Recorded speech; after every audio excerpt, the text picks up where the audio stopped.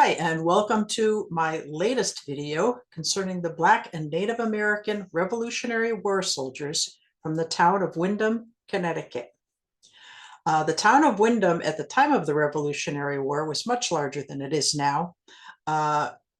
It did encompass what are now the towns of Hampton, Willimantic, Windham, and the little town of Scotland. And this video is being prepared for the Huntington Homestead Museum, which is located in Scotland, Connecticut. When I start this research, I try to start with, building on what somebody else has already done. And I do find these lists online of other people's work that they've tried to sort out Black or Native American soldiers from various towns in Connecticut. And this is the site that I use most often. And this shows the people that they found from Windham who fought in the Revolutionary War. Now, I found a lot of information about men from Windham, much more than I expected to. So I'm actually going to have to cut this video down a bit so that it doesn't end up being 2 hours long. So I'm going to quickly go through a couple of these men, and we won't be talking about them in depth, unfortunately.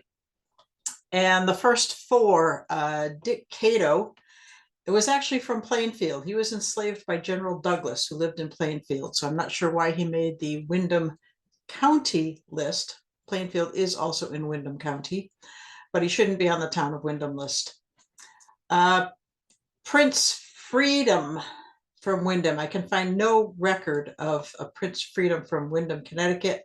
There is a Prince Freeman who applied for a pension for his Revolutionary War service from Windham County, Vermont. So perhaps somebody got confused there. Roman Freeman did serve from Windham, but I hadn't been able to find too much out about him. So we're going to skip him for today. And Juba Dyer also served from Windham. And again, I couldn't find much information about him, so I'm going to skip over him. In addition to those, down towards the bottom where it says Sharper, and then it says Smith James Sharper.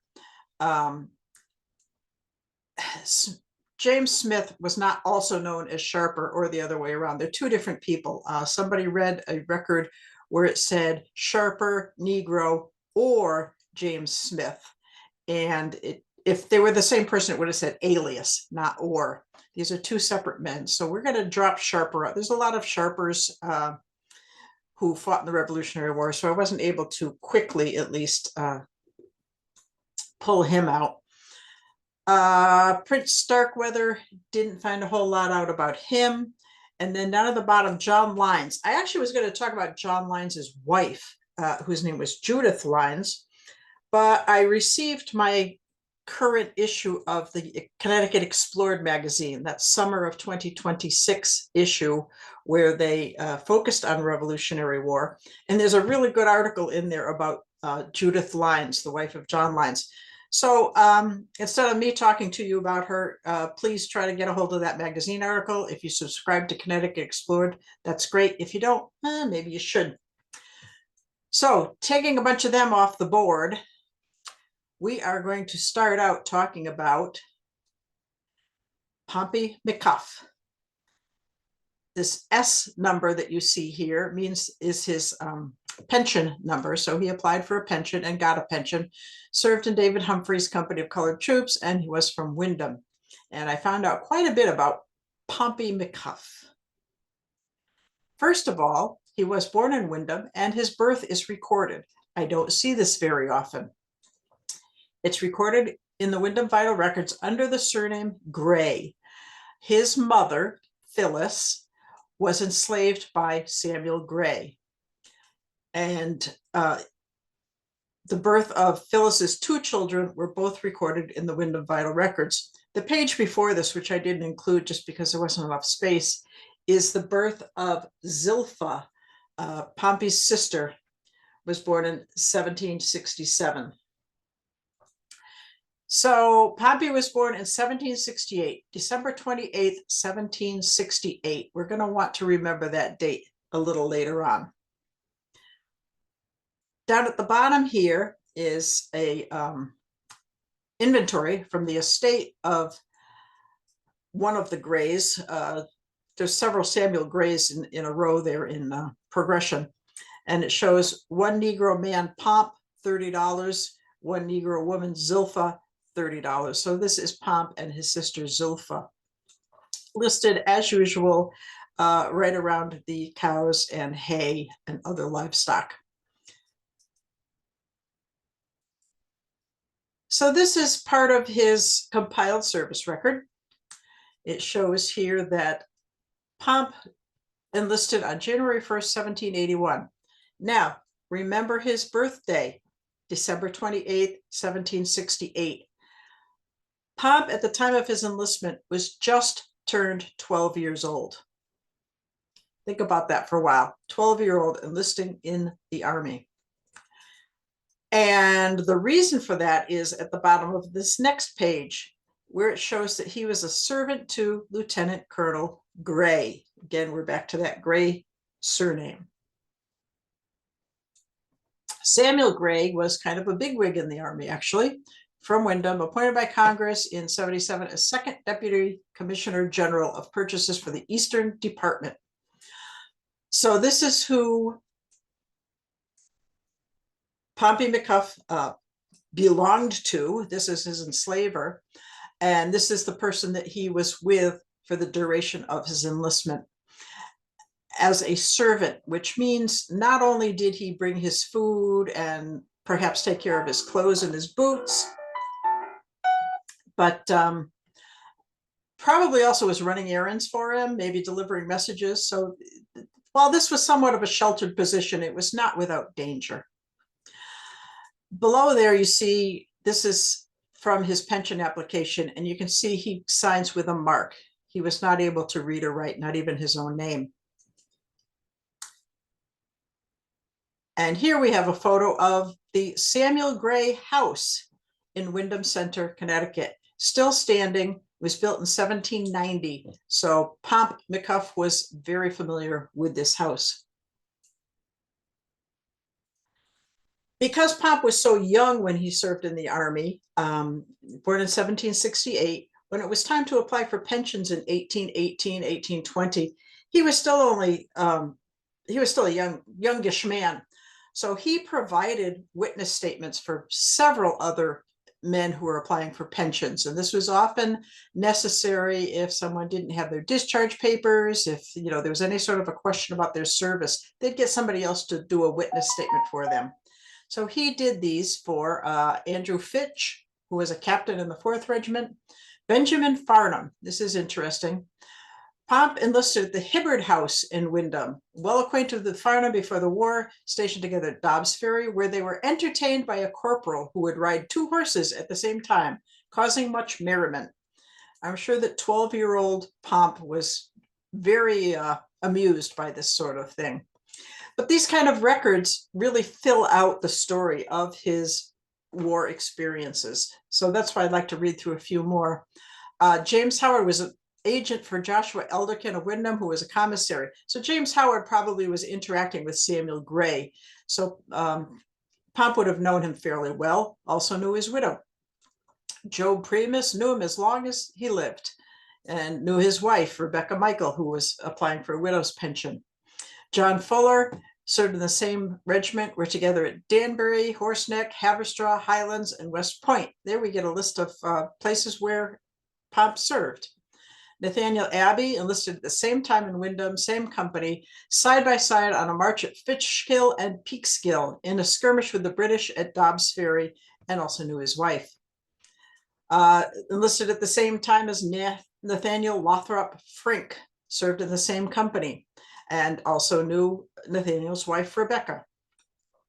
Richard Austin from Suffield, Timothy Warner, who served as a substitute for Simon Bundy. Zephaniah Sampson, frequently saw him in Colonel John Durkee's regiment, sometimes known as Zephaniah Abbey. That could be information we might want to know. And Prince Starkweather of Windham, stationed together at Trog's Neck, and many times played ball with him on the Grand Parade. And I just think that these little nuggets are really interesting details about his time in the service. 1790, it looks as though Pomp McCuff was still enslaved by Samuel Gray. This is the census for Windham. Samuel Gray's household includes 2 enslaved persons, and that is most likely Pomp McCuff and his sister Zilpha.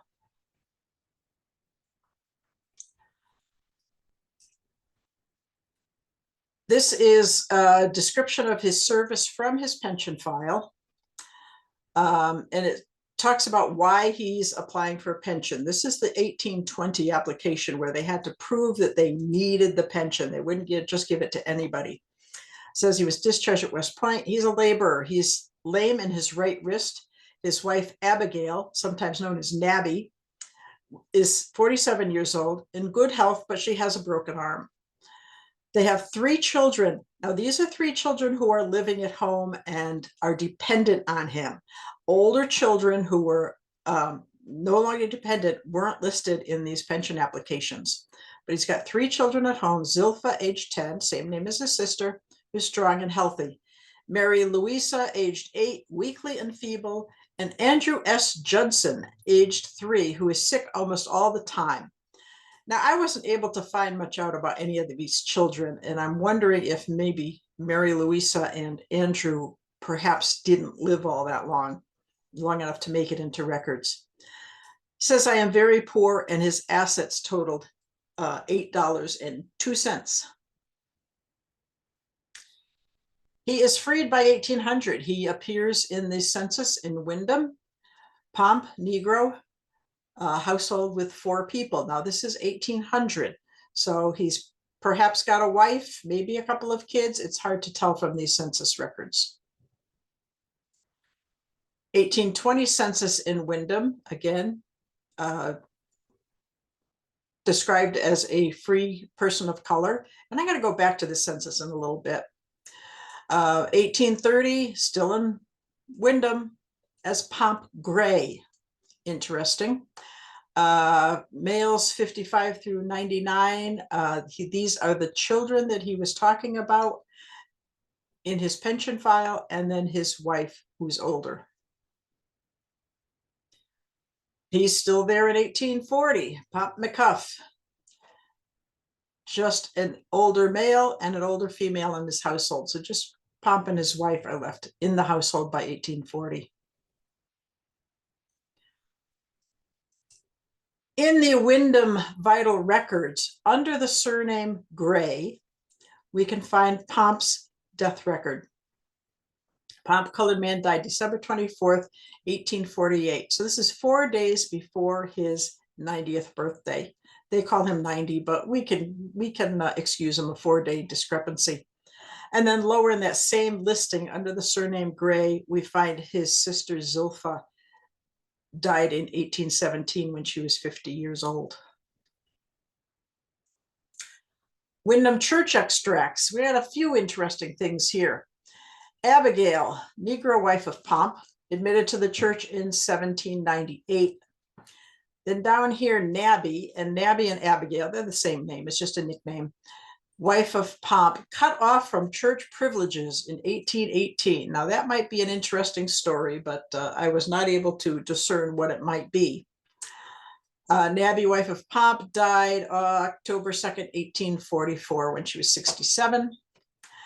The 2 names in green, Phyllis and Phyllis, both of Windham. One died in 1808, one died in 1811. Both of them were of an age to have been Pomp's mother, Phyllis, who was enslaved by Samuel Gray. Probably what I'm going to have to do to find out is to try to track down this Deacon Murdoch and see if I can determine when he acquired this enslaved woman named Phyllis, and perhaps I can figure out from there whether or not that is Pomp's mother. And then in the purple, Pompey, child of Pomp, baptized January 26, 1798. So he did have at least one older children that wasn't listed in the 1820 pension application because he was no longer dependent. And I said I wanted to go back to that 1820 census because it seemed like there was a lot of people in his household. So his family, as far as we know right now, was Pomp, born in 1768, Nabby, born in about 1777, and then the son Pomp, born about 1798, and then the three younger children who are mentioned in his pension application. And if you look at this 1820 census, we see Pomp as an older man, Nabby as an older woman, Zilpha and Mary, two young girls, and Andrew, a young boy. And those are the ones that we know who they are. It looks to me from the census record like Pomp Jr., who was born in 1798, is probably in the household with a wife and perhaps a young child. So he's got his family under his roof in 1820. One last record here about Pomp. In 1818, the selectmen in the town of Windham grew worried that Pomp wasn't managing his own affairs correctly. So they named a guardian.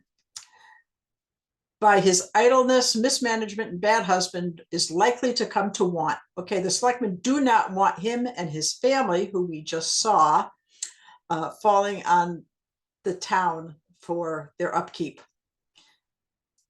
So they appointed good old Samuel Gray as his guardian to oversee his affairs. And he was reappointed yearly from 1818 through 1826. So Pomp wasn't taking care of himself too good, but Samuel Gray was still involved in his life. So I'm going to go back to this list and move along. And we're going to talk next about Cudjoe Perkins. This is a copy of a payroll from John Durkee's regiment, and here is Cudjoe Perkins, had enlisted in Windham. Part of his compiled service record here, he enlisted just for 6 months. So he didn't serve a long time, but 6 months was the minimum you had to serve in order to qualify for a pension. And he did get his 6 months in. Now, where did Cudjoe Perkins come from? Here is a listing of the assets of the estate of a John Perkins who died in Hanover Society, Connecticut, which was part of Norwich at the time. I believe is now the town of Lisbon, Connecticut. He died in 1761, and these are, he had several pages of inventory.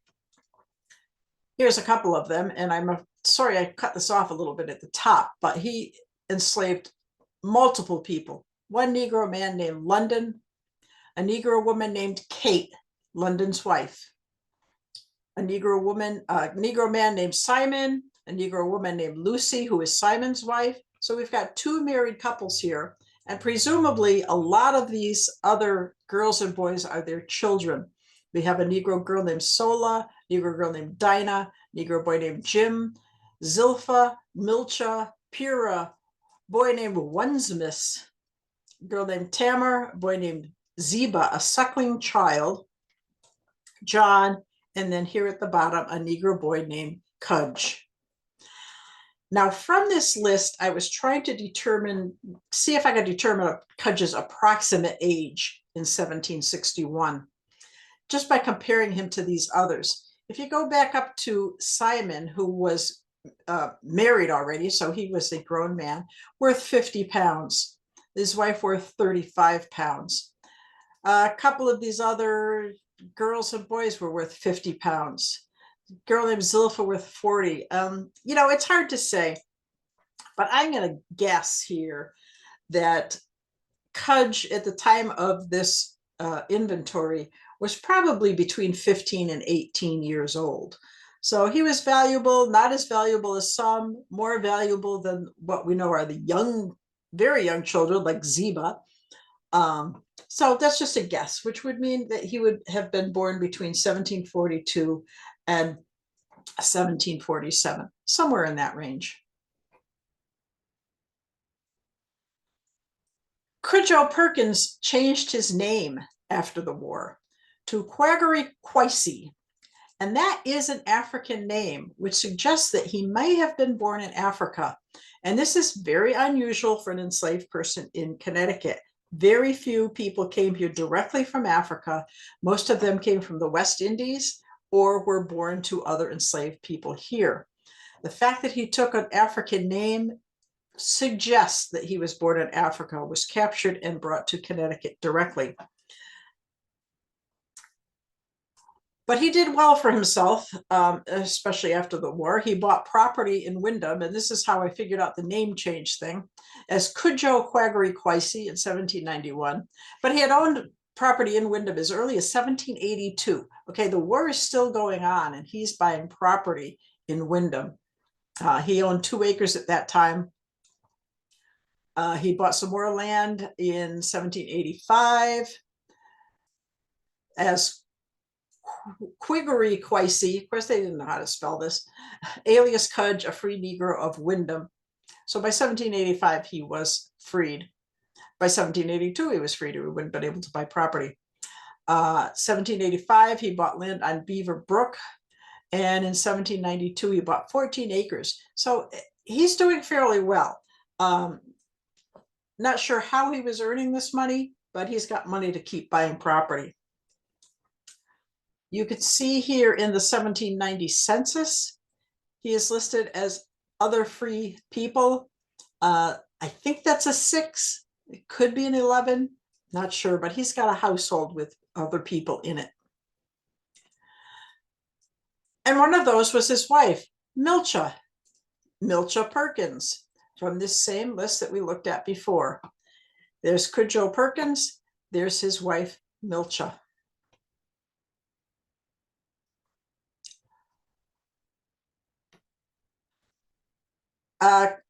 Cudjoe, alias Quaggery Coursey, died in the town of Ellington, Connecticut in 1808.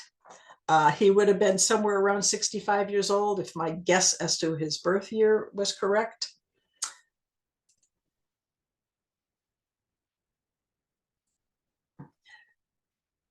And we know a little bit about his family. We know he was born about 1745 to 1808. His wife, Milcha, was born in 1755, about that, died in 1830. And then he had at least 3 children.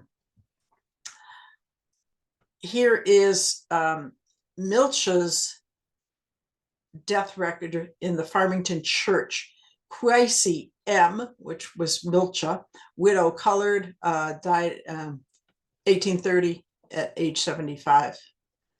And then I found this in a newspaper where the 2 boys there, Alpheus and Henry, known here as Henricus, had apparently owned some sort of business in Farmington, and they're advertising the fact that that business has been split up.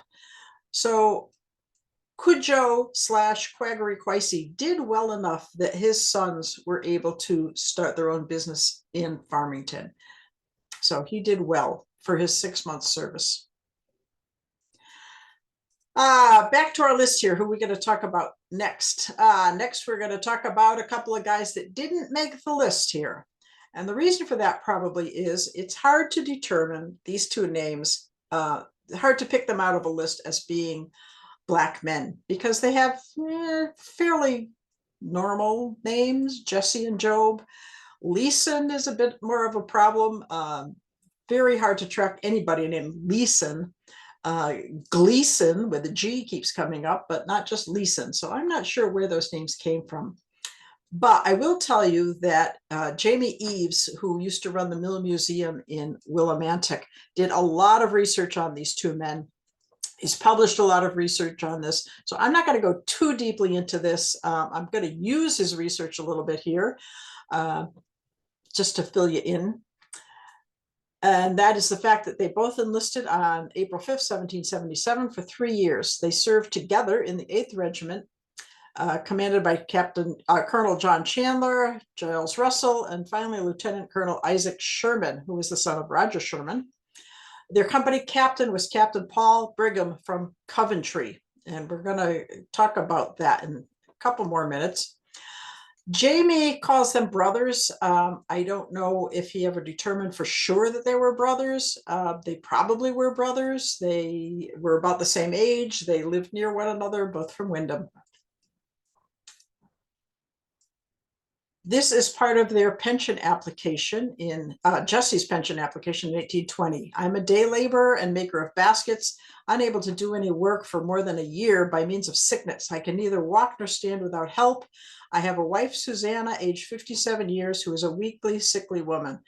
I have one daughter, Sally, age 14 years. Okay, so this is a daughter who's still a dependent. She is of comfortable health, and a grandchild named Jessie Leeson Bates, who's 4. Now, I'm assuming that Sally did not have a child when she was 10, so this is the child of possibly another daughter. This child was illegitimate and depends on him for support.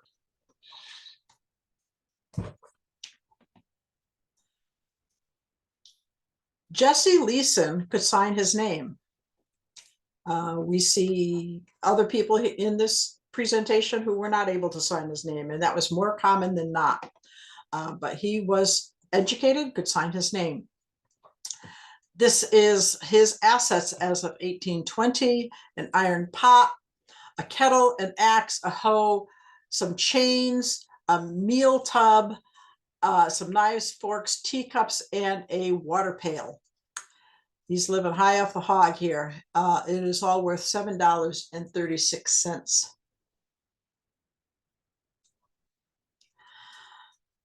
We saw this before when we were talking about Pompey McCuff.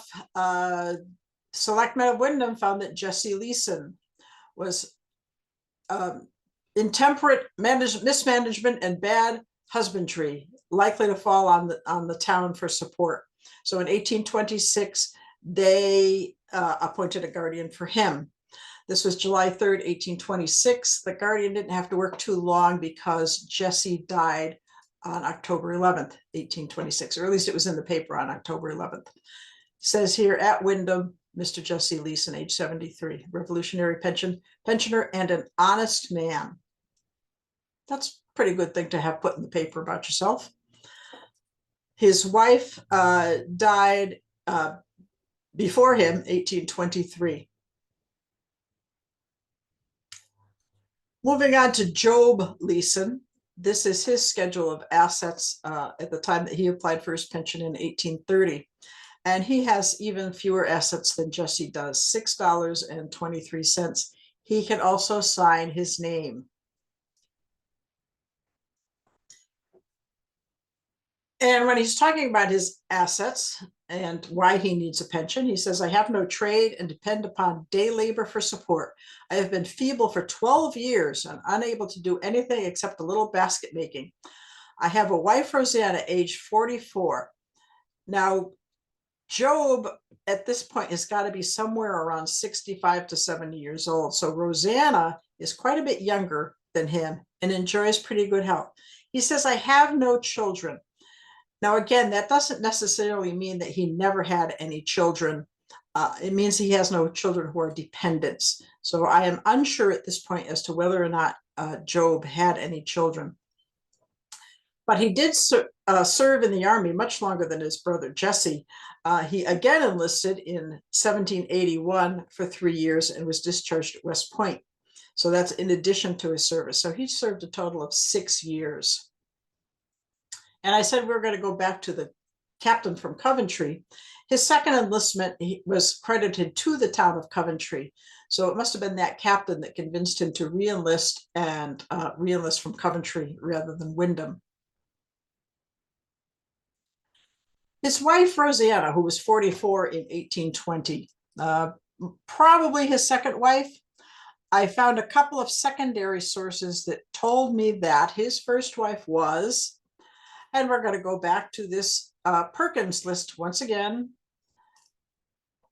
He married Zilpha Perkins.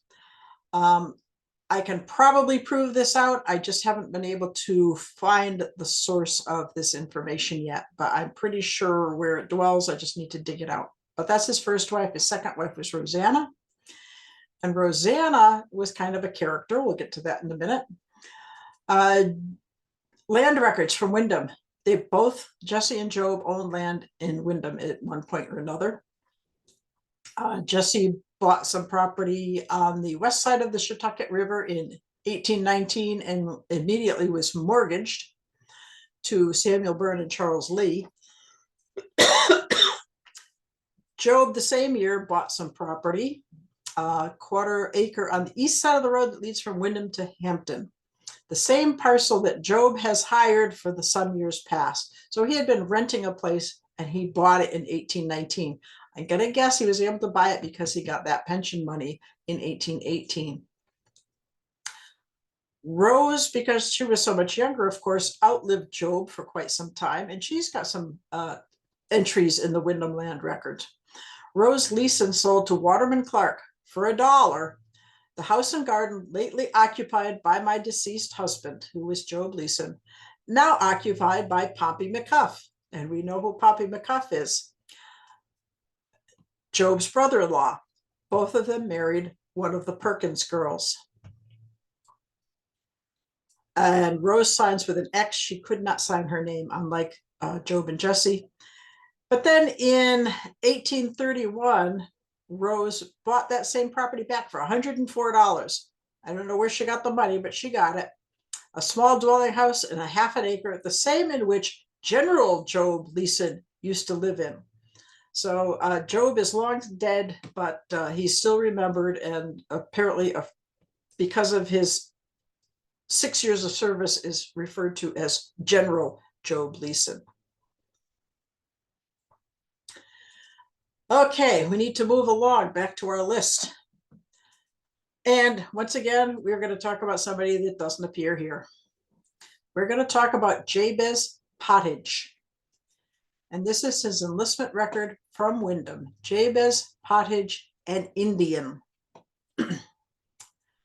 And this is a list of the names of several officers and soldiers belonging to the 3rd and 4th Society in Windham. Now, the 3rd Society of Windham is now known as the town of Hampton. So Jabez Pottage did enlist from Windham in the part that is now called Hampton. And here's just some backup materials. Jabez Pottage enlisted from Windham. Jabez Pottage, and this gives his enlistment dates, February 12th for 3 years. And then interestingly enough, it shows that he was a prisoner of war for a time. This says September 5th, 78 and discharged February 12th, 80. I'm not sure if that's supposed to be the period of time that he was a prisoner of war. If it is, then there's a typo in there somewhere, because he was not a prisoner of war that long. This was in his pension records. There was a few interesting things in his pension record, but this is just a certificate issued by the town of Windham saying that he served in the Continental Army before on the 1st day of January 1780 in the Connecticut line. To whom needful. So this is just a general certificate saying, yeah, this guy is a Revolutionary War veteran.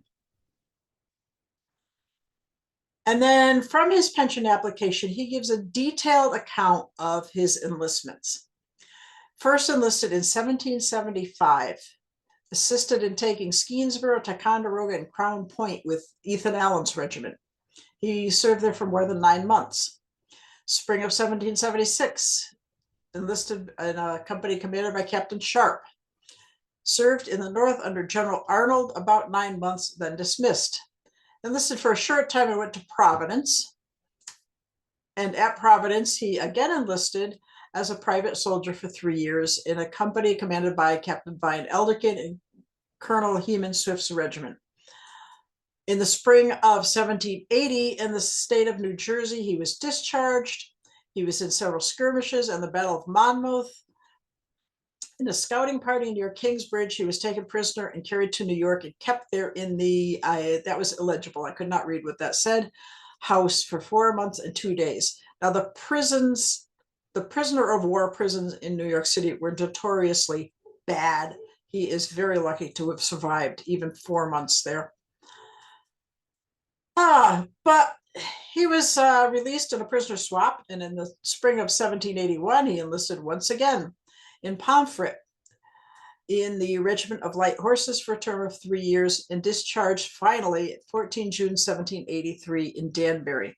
In 1818, he's 68 years old, meaning he was born about 1750 and infirm, and he has no assets to report. This guy served almost the entire 8 years of the war. The town of Hampton should be celebrating him. He is one of their residents, and he did his duty and then some during the War of the Revolution. I pulled this little snip from his pension file because Jabez Pottage couldn't sign his name. This is his mark, and it is the most unusual mark I have ever seen. It's usually just a plain X, but this looks like a fish hook or something. I don't know, but it's odd. This is his compiled service record, and I have never seen one before that is completely filled. A lot of times you only see 5 or 6 lines, sometimes a whole page and maybe a couple of lines. This one is completely filled. He served a long time. And we could even get a description of him. He was a farmer from Windham. He was 5'5" tall, same as me. Dark complexion, dark eyes, dark hair. Sounds like an Indian to me. What was known as an Indian then. And at least one portion of the war, he was a wagoner for General Putnam, driving probably a baggage wagon, maybe a supply wagon, something like that. At the end of the war, he was owed some money still. He didn't collect everything he was due, and he had to petition the state to get the balance due of £3.7 something. And that was resolved to be granted. So he hopefully got his money at some point. He died at 1830, age 80, and we'll see that again in a minute. 1820, when he had to file his declaration of what his assets were, he owned 1 cow, bought with pension money, $18, his only asset. His mark isn't so wonderful in this in 1820. Here is his death record. He moved to the town of Ellington, Connecticut, and he died just before March 23rd, 1830, 80 years old. And at some point, the state tried to find out everybody who was buried in Connecticut, all the Revolutionary War soldiers. But, you know, this says he died in Ellington. They don't know where he's buried. I know where very, very, very, very few Revolutionary War soldiers were buried. Black ones, anyway. Now, I want to talk about his name here for a second. We've been saying Jabez Pottage, Jabez Pottage, Jabez Pottage. But in some records, he's called Jabez Porridge. Porridge, Pottage, Pottage. Porridge, whether it's spelled this way or the way that we normally spell it now, Porridge, all three of those mean the same thing, which is a thick pudding or a gruel, you know, something like oatmeal. But anyway, it's the same guy all along here. Here in 1790 in Hampton, he is listed all other free people with a household of 5. He's still in Hampton in 1800 with a household of 6. He has moved to Tolland by 1810 with a household of 8. And he's in Ellington by 1820. And if you follow it across here, they've enumerated him as an elderly white man. Don't know why, but that's him in Ellington. We know that because he died there 10 years later. Interested in the name just above his, which says Ethan Dolphin, Free People of Color household. In the Hartford records, at some point, there is a marriage record for Ethan Dolphin marrying Cynthia Burridge in 1813. I have not been able to find this original document, and I'm not sure it still exists. But I think, and it looks like several other people also think, that Cynthia Burridge is supposed to be Cynthia Porridge. So possibly Jabez's daughter, and he's living next door to his daughter in 1820, 7 years after she was married.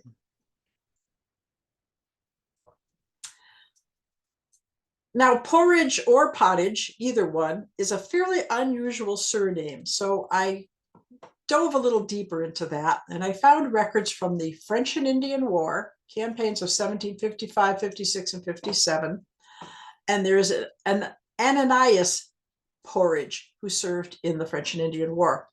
And I'm going to say he is probably the father to Jabez. And the reason I say that is he died in Hampton. In Hampton, Mr. Ananias Porridge, aged 93.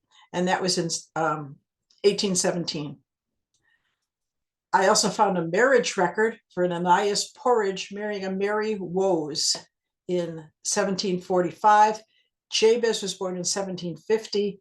There are no other Porridges or Pottages listed in Windham or Hampton, so I'm fairly certain that this is probably Jabez's father.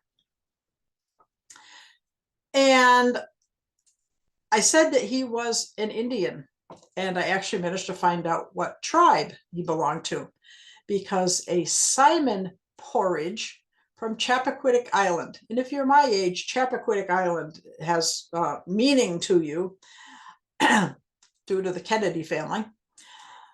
But anyway, Simon Porridge was a Chappaquiddick Indian who became an Indian agent for that tribe and actually went to London in 1773 to make a complaint about the white settlers encroaching upon the lands that had been set aside for the Chappaquiddick Indians. And the Chappaquiddics belonged to the greater Wampanoag Nation. I'm fairly certain that this Simon Porridge is a brother to Ananias Porridge, so Jabez's uncle. As we saw, Ananias got married in Barnstable, and we're not too far from Martha's Vineyard, Chappaquiddick area in Barnstable. It mentions down here natives of Chappaquiddick and Martha's Vineyard. The Porridge Pottage name disappears by 1850. I searched the 1850 census for all states for the names Porridge, spelled anyway, or Pottage. And the only thing I found was a family in Ohio named Pottage, but they had come here from England. So it's not this family. So kind of out of luck as far as carrying this family anywhere further, but at least I did find out quite a bit about their past. I'm going to go back to our list again, and we are going to talk about Philip Phillips. And this is our last spotlight here. Philip Phillips, his wife Elizabeth, from Windham.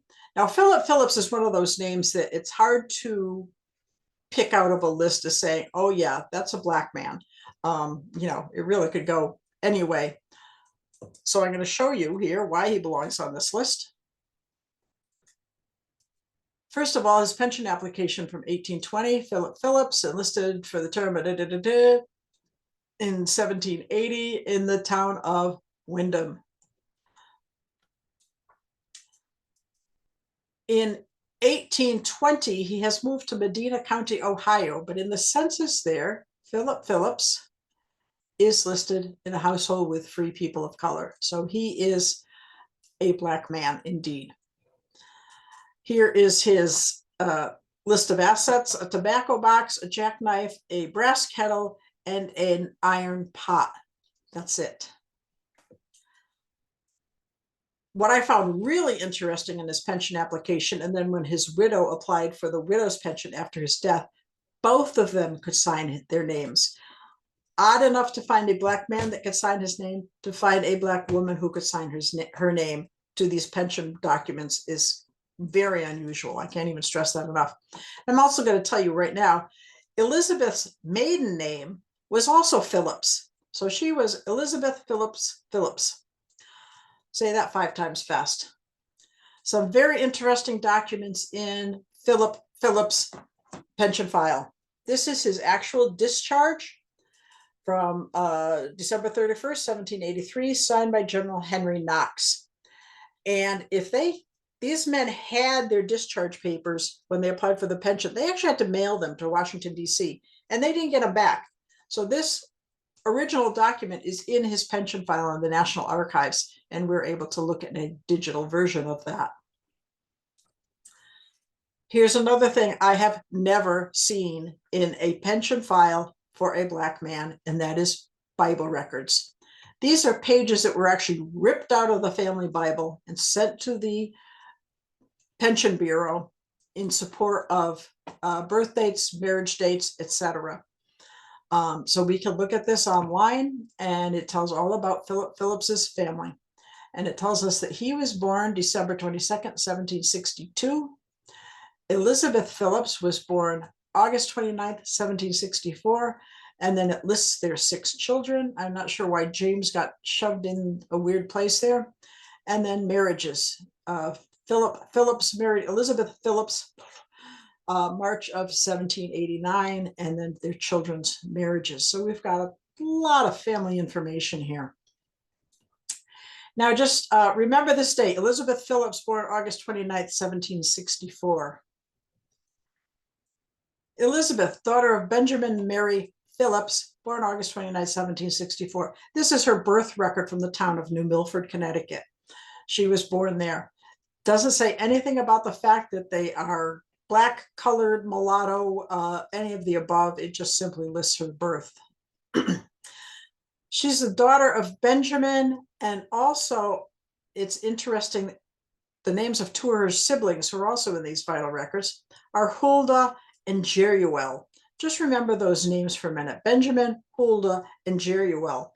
Because if I go back to that Bible record, she's got 3 children named Benjamin, Huldah, and Jeruel. So there's 6 children, 3 of them are obviously named after members of her family.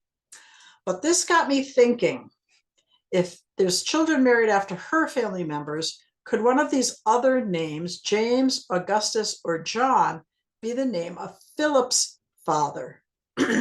So I went searching, and I found Windham Vital Records, James Phillips, cut that part off, son of Benoni and Mary, born March 17th, 1721. This could technically be Philip's father or grandfather. Philip was born in 1742, so James would have been 41. Could have been a younger man. It's hard to say from this, but my next discovery was even more interesting. Under the surname Phillips or Phillips, James Mulatto was admitted to the church in 1741. The church in Scotland. These are Reverend Ebenezer Devotion's records. He admitted James to the church. This is one of the few records of a person other than white that I have ever seen in Reverend Ebenezer Devotion's records. But James Phillips definitely was from Scotland, which ties Philip Phillips to the town of Scotland. Finally, we're talking about the Huntington homestead in Scotland, and we finally have definitely tied someone in this talk to the town of Scotland. So that's all I've got for you today. If you have any questions, comments, or anything else about anything I've talked to here, I've put my email address down here. And please do subscribe to my channel, Black Patriots. I've got lots of good stuff on there, and I'm actually going to break some of these men out that I had to go through rather quickly here and do separate stories on them. So I'll look forward to having those up. And if you subscribe, you'll get notified that they are there. So thank you very much for listening. Have a great day.